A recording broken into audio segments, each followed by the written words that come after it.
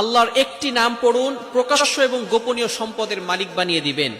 এটা আমি বলছি না, আলী রাদিয়াল্লাহু তাআলা আনহু বলেছেন। কানজুল উম্মালের 975 নম্বর হাদিসের ভিতরে আসছে, হযরত আলী রাদিয়াল্লাহু তাআলা আনহু বলেছেন, যদি কোনো ব্যক্তি অলওয়েজ আল্লাহ তাআলার একটি নাম পাঠ করতে পারে, তাহলে আল্লাহ পাক রব্বুল আলামিন তাকে প্রকাশ্য এবং গোপনীয় সম্পদের মালিক বানিয়ে দিবেন। প্রকাশ্য সম্পদের মালিক মানে হচ্ছে আল্লাহ তাআলা আপনাকে সম্পদ দান করবেন, আল্লাহ তাআলা আপনাকে গাড়ি বাড়ি দান করবেন।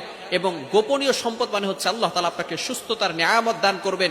আখিরাতে আল্লাহ তাআলা আপনাকে বিপদ আপদ থেকে হেফাজত করবেন।